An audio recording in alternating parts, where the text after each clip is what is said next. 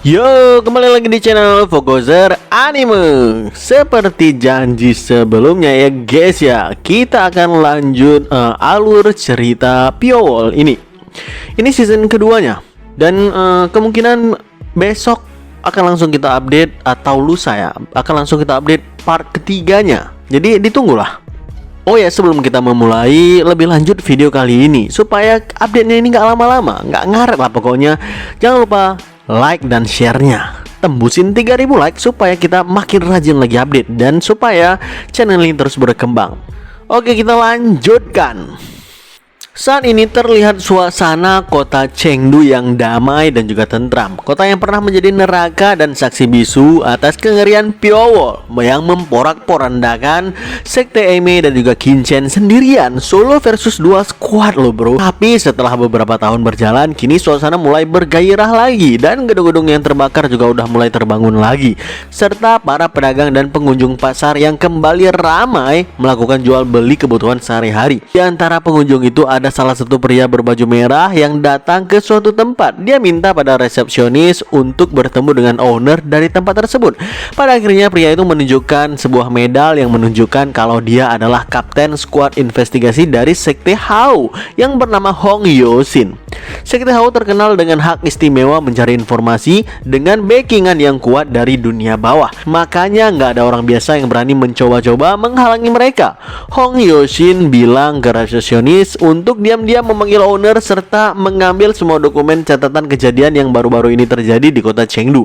Si kawan ini penasaran siapa yang udah membunuh ketua cabang. Oh, apa benar yang melakukannya adalah assassin yang mengacaukan si Chuan itu? Sementara di kota Chengdu muncul pria yang bernama Oh Kyung Wol yang membuat kekacauan. Akhirnya kekacauan tersebut dilerai oleh Yo Shin Pong dan juga Lee Seo Ha dari A Shadowless Practitioner.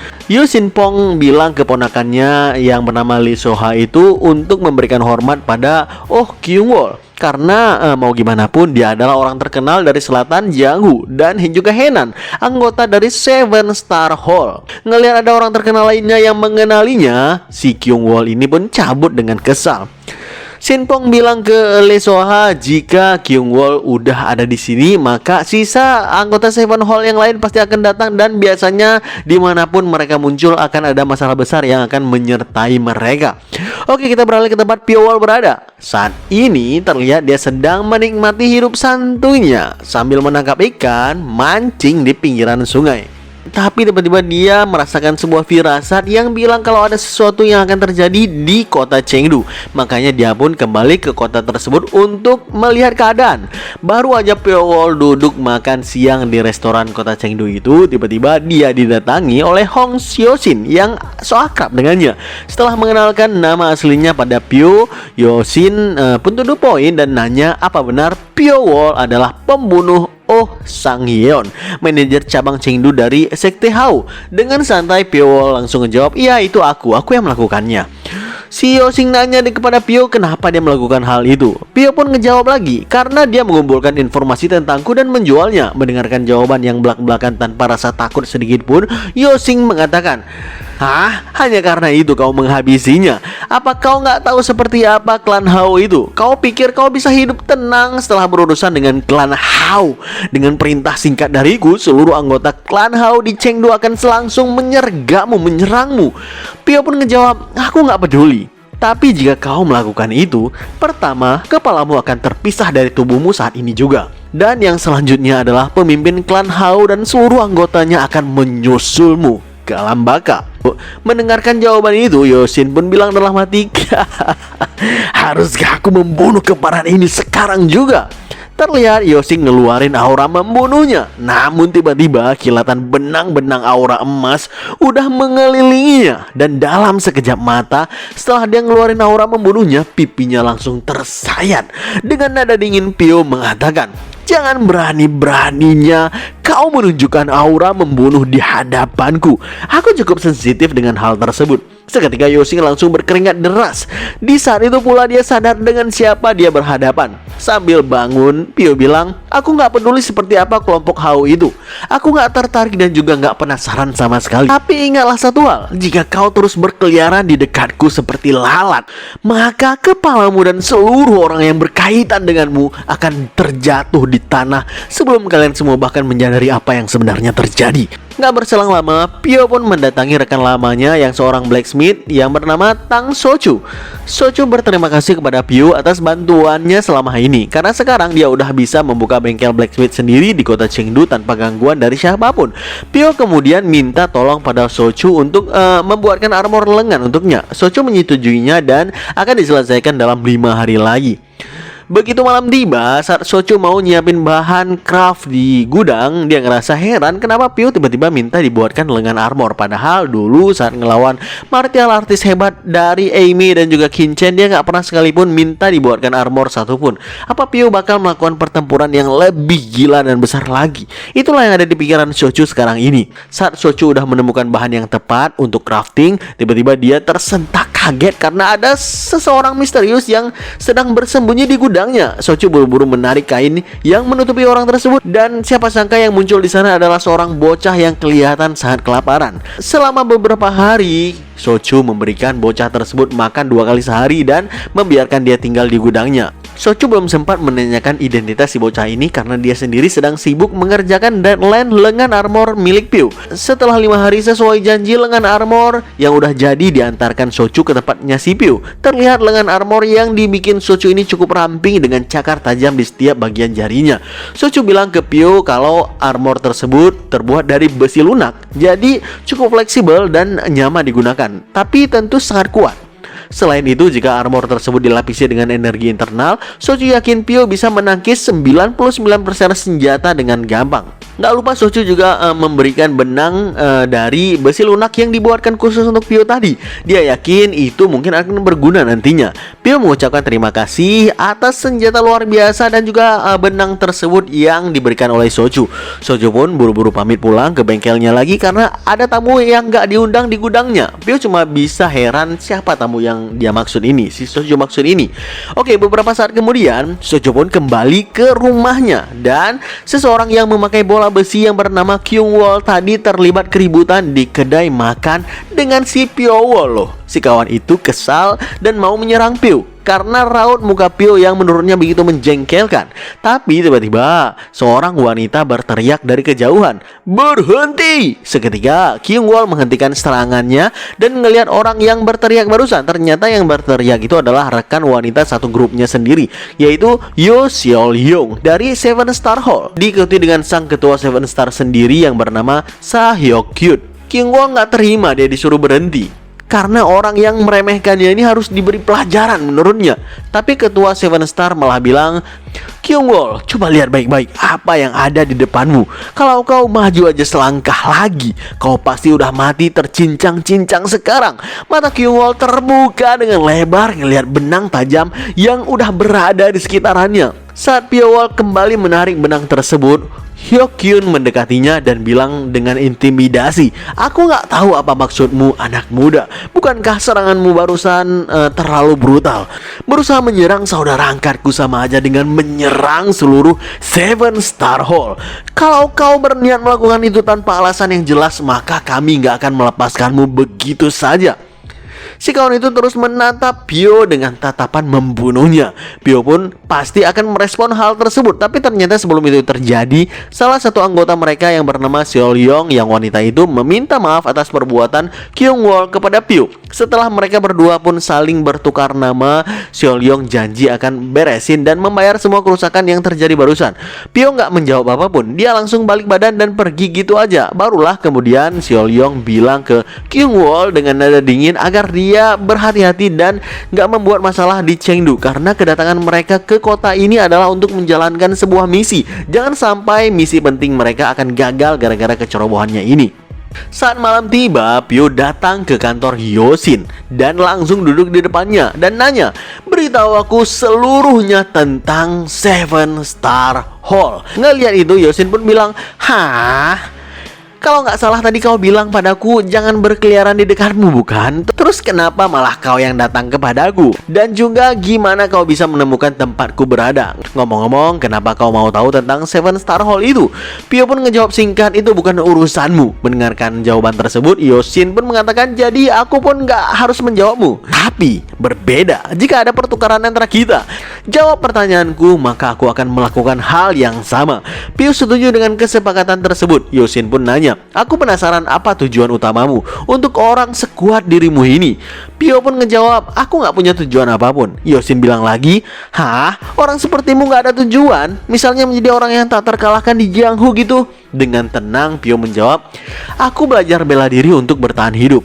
Dan awalnya aku hidup untuk balas dendam yang besar, tapi sekarang seluruh pembalasan dendamku udah terbalaskan dengan sempurna. Jadi gak ada hal yang menarik lagi bagiku. Kalaupun ada, sekarang aku sedang senang membaca buku-buku. Dalam hati si Yosin bilang, sulit dipercaya anjir. Tapi untung juga orang sekuat bajingan ini gak punya ambisi besar. Kalau nggak bisa merepotkan. Kini giliran Pio yang nanya ke Yosin, siapa grup Seven Star Hall ini? Dari mana mereka datang? Ngapain mereka ke Chengdu? Sebenarnya si Yosin sendiri penasaran, kenapa grup mereka itu datang kemari? Tapi karena belum ada info apapun, dia janji ke Pio untuk mencari tahu terlebih dahulu tentang informasi tersebut. Baru nanti ketika udah jelas, dia akan mengabarkan kepada Pio update beritanya. Pio pun setuju dan pamit dari kantor si Yosin. Gak berselang lama, selagi Pio lagi asing makan apel bareng seorang cewek, tiba-tiba cewek itu langsung pingsan terkena Haoshoku no Haki. Dan haki tersebut ternyata berasal dari seorang pria yang berkepala botak dan menghampiri Pio lalu bilang, kau tahu siapa aku? Pio langsung menjawab, tapi kalau di awal tadi kau menunjukkan niat membunuh, maka kau udah mati sekarang. Cowok itu tertawa mendengarkan perkataan tersebut dan dia bilang, kau cukup berani. Pantas aja Mujeong tertarik kepadamu. Mendengarkan nama Mujeong, salah satu orang yang dia kalahkan sebelumnya, si Pio nanya langsung, kau berasal dari Kinchen ya? Si botak itu pun memperkenalkan diri sebagai rivalnya Mujeong yang bernama Go Yeop. Ya, si botak ini adalah seorang Supreme Sword Sagi Go Yeop, salah satu martial artis yang kemampuannya udah berada di puncak murim. Pio penasaran ngapain Go Yeop ini repot-repot datang kemari. Dari raut mukanya sih nggak kelihatan kalau dia mau balas dendam. Tapi Go Yeop kemudian bilang dengan nada dingin, apa kau sadar kalau sekte Kinchen udah hancur ke dasar jurang karena ulahmu, karena perbuatanmu? Apa kau mau membantah kalau itu bukan kau yang melakukannya? Pio mengakui kalau dia memang membunuh Mujeong, tapi reputasi Kinchen hancur itu bukan karenanya. Jelas-jelas Mujeong belajar demonic art atas kemauannya sendiri. Dan karena aib tersebutlah yang membuat sekte Kinchen hancur ke dasar jurang. Go Yeop terdiam untuk sesaat. Ya, memang benar sih apa yang dia katakan. Lalu dia pun bilang kalau tujuannya datang kemari sebenarnya memang mau membunuh si Pio ini demi mengembalikan reputasi sekte Kinchen. Tapi setelah ngelihat langsung dengan mata kepalanya sendiri, dia nggak merasakan energi jahat apapun dari tubuh Pio. Malah Pio terlihat kokoh seperti batu besar, hitam pekat tanpa cahaya, dan lebih kuat dari petir sekalipun. Menurut Go Yeop, nggak semua orang yang terlihat terang adalah orang baik, dan begitu juga sebaliknya, nggak semua orang yang terlihat gelap itu adalah orang jahat. Go Yeop yakin orang seperti Pio bukanlah orang yang nggak berguna. Pasti langit udah membawanya ke dunia ini untuk sebuah alasan yang baik. Pada akhirnya Go Yeop tersenyum dan mengakui kalau keruntuhan sekte Kinchen adalah takdir dari langit sebagai hukuman atas membernya yang udah tersesat ke jalur demonik. Go Yeop berjanji sekte Kinchen gak akan lagi mengganggu Pio. Tapi sebagai gantinya dia meminta Pio berjanji untuk menjaga si cuan dari orang-orang jahat yang mau mengambil alih selagi sekte Kinchen dan Eime gak mampu melakukan apapun saat ini. Sambil pamitan, Go Yeop berharap Pio bisa menjadi orang baik yang akan mengasihani orang-orang yang teraniaya. Tapi Pio malah geleng-geleng kepala karena nggak bisa memegang janji tersebut. Pio pun bilang dalam hati, nurani untuk orang sepertiku. Untuk apa? Kita pindah ke bengkel Sochu. Terlihat Sochu sedang makan dengan seorang bocah misterius yang beberapa hari lalu bersembunyi di gudangnya. Bocah itu memperkenalkan dirinya dengan nama Nam Shinwo. Dia berasal dari kota Hefei yang sebenarnya sangat jauh dari Chengdu Sichuan ini. Lebih dari 1000 km lah. Gila bro. Sochu nanya kenapa dia bisa kemari. Apa ada orang yang mengejarnya? Si bocah itu ngejawab, ya orang yang berbaju hitam menghantam. Belum habis dia bicara, tiba-tiba bahunya langsung tertebas dengan sangat dahsyat dan jatuh sekarat ke lantai dengan darah segar mengalir deras dari tubuhnya. Sontak Soju kaget dan panik dong lihat bocah yang berada di depannya tertebas dengan sadis. Tapi tiba-tiba pria yang melakukan itu muncul di hadapan Soju dan bilang, "Oh iya, bukannya harusnya kami membawanya hidup-hidup ya?" Kata si pria tersebut yang ternyata berasal dari Seven Star Hall yang bernama Jo Samcheok. Samcheok bilang, ya udahlah, kalau aku membawa mayatnya setidaknya kami masih bisa mendapatkan bayaran setengahnya. Tapi saat dia bersiap mau mengangkat mayat si bocah itu, tiba-tiba dia kaget luar biasa karena si bocah sama sekali nggak mati, terkena serangan fatal tadi dan malah bangkit kembali, berdiri seolah nggak terjadi apapun. Dengan aura intimidasi yang pekat, si bocah itu pun menatap Samcheok dengan penuh amarah. Ngelihat itu Samcheok tertawa dan bilang, "Wah, aku nggak tahu apa yang terjadi, tapi syukurlah kau nggak mati, jadi aku masih bisa mendapatkan bayaran penuh." Namun saat dia menyentuh kepala si bocah, tiba-tiba si bocah itu menggenggam erat lengan Samcheok lalu membantingnya ke depan dengan dahsyat cuma dengan satu tangannya. Samcheok yang kesakitan bilang dalam hatinya, "Bocah ini harusnya belum tahu martial art, bukan? Tapi kenapa dia bisa sekuat ini tiba-tiba?" Nggak cuma itu, luka fatal yang dia terima sebelumnya kini udah sembuh total. Wah, pantas misinya memiliki bayaran yang tinggi. Kalau kau memang bisa beregenerasi, sepertinya aku nggak perlu khawatir jika menyerangmu dengan serius. Toh kau nggak akan mati dengan mudah, bukan? Coba kita lihat apa kau masih bisa hidup jika aku memotong semua lengan dan kakimu. Tapi sebelum Samcheok maju menyerang, tiba-tiba Soju datang menahannya dari belakang dan menyuruh si bocah kabur secepat mungkin. Samcheok benar-benar kesal ngeliat si bocah itu bisa kabur gara-gara diganggu oleh Soju. Samcheok pun menghempaskan Soju dengan kuat hingga membentur dinding dan dia pingsan. Sedangkan si Samcheok pun pergi mengejar si bocah immortal Shinwo itu. Nggak berselang lama, ternyata Pyo kembali menemui Yosin karena udah ada update terbaru tentang grup Seven Star Hall. Yosin bilang ke Pyo kalau grup Seven Star datang ke Chengdu untuk menemukan seorang bocah yang berusia remaja. Siapa bocah itu dan kenapa dia dikejar, Yosin belum dapat informasi apapun. Tapi tiba-tiba mereka mendengarkan suara teriakan dari luar. Pyo langsung sadar itu adalah suaranya Soju. Begitu Soju masuk ke dalam, dia buru-buru menarik baju Pyo dan bilang, "Pyo, bantu aku, tolong bantu. Ada seorang bocah yang bersembunyi di bengkelku sebelumnya. Terus tiba-tiba seorang martial artis menyerangnya dan mencoba menculiknya. Tapi ada yang aneh, Pyo, bocah itu udah tertebas parah di bahunya. Harusnya luka potong sampai tembus bahu udah menghabisinya, tapi dia malah mengeliat dan tiba-tiba bisa berdiri lagi lalu seluruh lukanya sembuh seketika."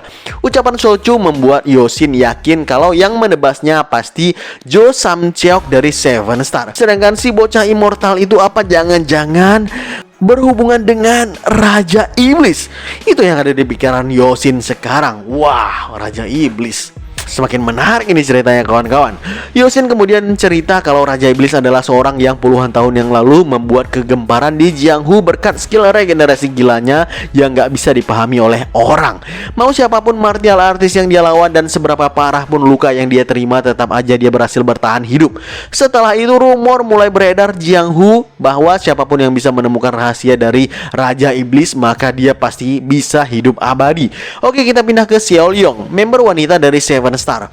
Terlihat dia baru aja membakar beberapa rumah dan membuat kericuhan di kota untuk menemukan bocah immortal yang lari dari mereka dan bersembunyi. Nggak berselang lama, member Seven Star lainnya yang bernama Un Pyung datang menyusul Xiaoyong ke lokasi. Un Pyung mengatakan kenapa Xiaoyong membakar rumah tanpa berpikir terlebih dahulu. Gimana kalau sekte-sekte di sekitar sini malah datang kemari dan berkumpul. Tapi dengan tenang Xiaoyong bilang mereka nggak akan datang. Mereka selama ini terus mengurangi kegiatan di luar karena takut dengan sosok yang bernama Pyowol. Sepertinya mereka dikalahkan sangat parah sebelumnya oleh orang itu, karena hanya dengan menyebutkan nama Pyowol aja sampai membuat mereka gemetaran ketakutan. Un Pyong ngejawab, "Cih, bodoh. Itu pasti hanya rumor yang dilebih-lebihkan. Kau percaya rumor bodoh itu? Semua ahli bela diri, bahkan bela diri yang udah mencapai puncak, takut pada satu orang yang bahkan gak pernah menampakkan diri selama bertahun-tahun. Deh yang benar aja bro. Camkan ini, kalau aku bertemu dengan si geblek yang bernama Piowol itu, maka dengan Blood Wolf Blade milikku akan ku penggal dia dalam sekejap, dan dia bahkan gak akan punya waktu bereaksi dan akan mati gitu aja. Dan aku berjanji, setelah aku memenggalnya, kau adalah orang pertama yang akan kuperlihatkan kepalanya. Mereka berdua pun terus tertawa di tengah raungan warga sipil yang kehilangan rumahnya akibat kebakaran tersebut. Tapi tiba-tiba kira-kira bunyi benang lah. Benang-benang meluncur dengan kecepatan tinggi dan langsung melilit leher Un Pyong, lalu menariknya ke atas di antara bangunan-bangunan tersebut.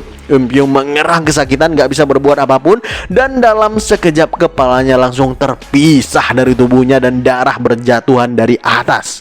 Ngelihat itu, Seol Yong langsung berteriak dengan panik, "Kakak!" Sementara itu di tempat yang lain, dua member Shadowless Practitioner ngerasa heran dan kaget kenapa tiba-tiba terjadi kebakaran besar di beberapa rumah di Chengdu. Namun tiba-tiba si Yo Sin Pong ini nggak sengaja ngelihat seseorang dari Seven Star yang memiliki julukan Bamboo Swordman, Gang Il-hai, berkeliaran di tempat kebakaran tersebut. Dia adalah salah satu orang yang terkenal di dunia murim. Dia heran kenapa Gang Il-hai berkeliaran di sini sambil mengeluarkan aura membunuh yang begitu besar. Lee Soha juga merasakan aura tersebut, akhirnya mengajak pamannya untuk mengikuti si Bamboo Swordman barusan. Baru aja diikutin, tiba-tiba Gang Il-hai atau Bamboo Swordman menghilang dari pandangan mereka. Tapi yang lebih membuat mereka kaget lagi ketika hanya dalam hitungan detik ternyata Gang Il-hai udah menjadi mayat bersimbah darah. Ini nggak mungkin kan? Masa martial art ternama seperti Gang Il-hai bisa mati segampang ini? Tanya Lee Soha pada pamannya. Yo Sin Pong ngejawab, "Aku nggak tahu kalau ada assassin yang sangat hebat mengincarnya. Apa jangan-jangan dia?" Maksud paman, assassin yang menghancurkan seluruh sekte di Sichuan sendirian itu. Apa itu bukan hanya rumor yang dilebih-lebihkan? Tanya Lee Soha penasaran. Pamannya pun ngejawab, "Awalnya aku pikir mereka cuma membesar-besarkan rumor, tapi setelah melihat langsung kejadian yang ada di sini, aku yakin assassin itu pasti akan membuat bencana besar lagi di Sichuan." Sekarang kita pindah ke bocah immortal. Terlihat saat ini si bocah itu lagi kabur mati-matian dari anggota Seven Star lainnya yang mengejar dan melukainya dengan senjata jarum. Si bocah merangkak kesakitan, tubuhnya penuh dengan luka tusukan jarum yang membuat dia kehilangan banyak darah. Member Seven Star tersebut sampai terpukau ngelihat ketahanan fisik si bocah yang gak mati-mati padahal udah kehilangan banyak darah. Si bocah sampai menangis dan berkali-kali teriak minta maaf agar kesalahannya diampuni. Tapi si member itu malah bilang, enggak, kau nggak perlu minta maaf bocah, kau nggak melakukan kesalahan apapun. Tapi ya beginilah Jiang Hu masih terus berjalan. Kau hanya perlu berusaha memakluminya saja. Aku nggak tahu gimana tubuhmu bisa sehebat ini, tapi aku yakin klienku akan membongkar tubuhmu, menganalisa setiap inci organ tubuhmu, dan kau pun pasti akan mati meski kau seorang yang immortal. Asal kau tahu, immortal adalah impian dari banyak orang, dan impian itulah yang menjadi alasan kenapa kau harus mati untuk mereka. Lagi asik-asik meneror si bocah, tiba-tiba Sam Cheok datang ke tempat si member itu dengan wajah yang panik. Dia bilang kalau Gang Il-hai udah mati. Seketika mata si member itu terbuka lebar mendengarkan kematian salah satu orang terkuat di Seven Star Hall. Oke, kita pindah ke Kyung-wol. Kyung-wol lagi berjalan-jalan di kota yang kelihatan sepi dan dia terus menggerutu soal seseorang pemuda yang membuatnya panik naik pitam sebelumnya dan mempermalukannya di depan ketua Seven Star. Ya, siapa lagi yang dimaksud kalau bukan Pio? Dia nggak sadar siapa jati diri Pio sebenarnya. Dia bilang dalam hati, lihat aja kalau aku bertemu dengannya lagi, akan kubuat dia mati dalam keadaan paling menyiksa. Tapi tiba-tiba Kyung-wol ngeliat Seong-yeol berlari di atas atap. Kenapa dia terlihat buru-buru katanya. Si Kyung-wol berniat mau mengejarnya, namun sayang baru aja dia bergerak, tiba-tiba sebuah dagger menembus bahunya dan tentu ngebuat dia cukup kesakitan. Belum lagi lehernya kini dijerat oleh benang-benang yang membuat dia kesulitan untuk bernafas. Dia benar-benar terdesak dan penasaran siapa yang berani membuatnya seperti ini. Kyung-wol yang udah sangat marah dan kesakitan memaksakan diri untuk melemparkan senjata bola besinya ke arah datangnya benang tersebut. Tapi sebuah jari Pio menahan serangan tersebut dan mengubah arah serangannya. Ngelihat sosok Pio yang berada di depan matanya membuat dia sangat terkaget-kaget. Matanya sampai merah dengan urat-urat kemarahan yang terus menggeliat di seluruh mukanya. Dengan kemarahan yang meledak-ledak dia berteriak, "Kau! Ternyata kau bajingan!" Tapi teriakan itu menjadi teriakan terakhir yang keluar dari mulutnya, karena setelah itu dia udah terkapar tewas dengan leher yang terpisah dari tubuhnya. Gak berselang lama, Lee Soha dan pamannya lagi-lagi menemukan mayat lain. Siapa lagi kalau bukan mayat Kyung-wol. Dengan ngelihat luka pada tubuh Kyung-wol, Yo Shin-pong yakin kalau pelakunya pasti assassin yang sama. Berhubung penasaran, dia mengajak Lee Soha untuk ngelanjutin investigasi ini karena dia yakin assassin itu masih akan terus memburu anggota Seven Star Hall yang lain. Ya walaupun dia nggak tahu kenapa assassin itu mengincar mereka semua. Lee Soha udah malas sih ngelanjutin investigasi ini sebenarnya, karena misi mereka ke Chengdu bukan ngurusin Seven Star, tapi pamannya malah bilang kalau Seven Star juga bagian dari faksi ortodok, persis seperti mereka yang berasal dari Shadowless Practitioner. Makanya kalau ada apa-apa yang terjadi pada Seven Star, Yo Shin-pong nggak akan bisa tinggal diam begitu saja. Sekarang kita pindah ke member lain dari Seven Star yang terlihat mereka udah berkumpul bersama dan kabur secepat mungkin dari kota Chengdu sambil membawa bocah immortal. Ketua Seven Star mengingatkan seluruh member agar berhati-hati karena assassin bisa muncul di mana saja tanpa bisa terdeteksi. Si ketua nggak menyangka kalau pria yang berurusan dengan Kyung-wol beberapa hari lalu ternyata assassin terkuat yang udah mengalahkan banyak sekte di Chengdu. Dia menyesal nggak membunuhnya langsung di hari itu, sehingga sekarang mereka udah kehilangan dua member utama dan Kyung-wol juga kemungkinan udah habis karena mereka nggak bisa menghubunginya lagi. Jo Samcheok mengira Pio balas dendam pada grup Seven Star karena Kyung-wol bikin ulah dengannya sebelumnya. Tapi menurut member yang berambut hitam, alasan itu terlalu berlebihan. Kemungkinan yang lebih masuk akal sepertinya berkaitan dengan bocah immortal yang sedang mereka bawa ini. Si ketua berteriak, "Kita harus fokus untuk membawa bocah ini ke klien terlebih dahulu. Setelah itu kita akan membayar semua penghinaan ini kepada keparat Pio Wall itu. Kita akan meminta bantuan aliansi yang lain dan menghabisi assassin itu dengan gampang." Si ketua juga bilang kalau dia akan membalaskan penghinaan ini 10 kali lipat lebih kejam dari yang Pio lakukan. Selagi mereka terus berlari mencoba kabur, tiba-tiba si ketua kaget merasakan aura aneh di sekitarnya. Dia bilang ke Seol-yong, Kenapa tiba-tiba hutannya jadi semakin gelap?" Lalu tiba-tiba member rambut hitam berteriak kesakitan karena dia terseret sesuatu, terjerat oleh sesuatu. Dia sadar apa yang menangkapnya. Dengan nada dan wajah yang ketakutan dia berteriak kepada yang lain, Lari, jangan kemari." Seketika tubuhnya tertarik ke belakang. Ngeliat itu para Seven Star lain panik bukan main, lalu berusaha menarik si rambut hitam kembali. Sunwoo, bertahanlah!" Teriak mereka semua memanggil membernya yang udah ditarik ke belakang oleh sebuah kekuatan misterius. BTW, baru sekarang dikasih tahu nama asli si kawan rambut hitam ini ya. Namanya sama kayak nama sayuran lagi, Sunwoo. Oke, kita lanjut. Si ketua dan Seol-yong buru-buru ngejar Sunwoo yang tertarik ini. Sementara itu Jo Samcheok yang panik dan terdiam di tempat tiba-tiba kaget luar biasa karena merasakan kegelapan menghampirinya dari samping. Tanpa sadar, sedetik kemudian dia pun tewas dan tertarik ke dalam kegelapan yang pekat membisu tersebut. Si ketua dan Seol-yong memang berhasil mengejar Sunwoo ke hutan, tapi saat udah ketemu tiba-tiba Sunwoo menghilang lagi dari pandangan mereka, tertelan oleh kegelapan. Barulah kemudian mereka sadar kalau Jo Samcheok dan bocah immortal itu nggak ada bersama mereka. Si ketua yang panik sekaligus marah kemudian teriak, Enggak, ini nggak boleh terjadi. Kita udah repot-repot membawa bocah itu dengan mengorbankan nyawa saudara-saudara kita. Bahkan sekarang kita kehilangan yang termuda juga, dan kehilangan bocah immortal itu. Gak berselang lama, tiba-tiba Sunwoo muncul lagi di hadapan mereka dengan posisi tergantung di antara pepohonan dan terjerat oleh benang-benang. Dengan nada lirih, Sunwoo mengatakan, Hyung Nim. Mereka berdua ngelihat ke atas dan pemandangan yang sangat mengerikan benar-benar terjadi di sana. Seluruh bagian tubuh Sunwoo terlilit benang, dan setelah itu tubuh Sunwoo berceceran jatuh, terpisah satu demi satu. Begitu juga dengan kepalanya yang berserakan di tanah. Di saat yang sama Pio Wall keluar dari kegelapan yang pekat. Wah, apakah yang akan terjadi selanjutnya? Nantikan kelanjutan alur cerita Piowol besok ataupun lusa. Jadi jangan lupa like dan share-nya kawan-kawan, supaya kita bisa terus update alur cerita ini dan gas tembusin 3000 like. Oke lah, stay terus di channel Fogozer Anime dan stay update.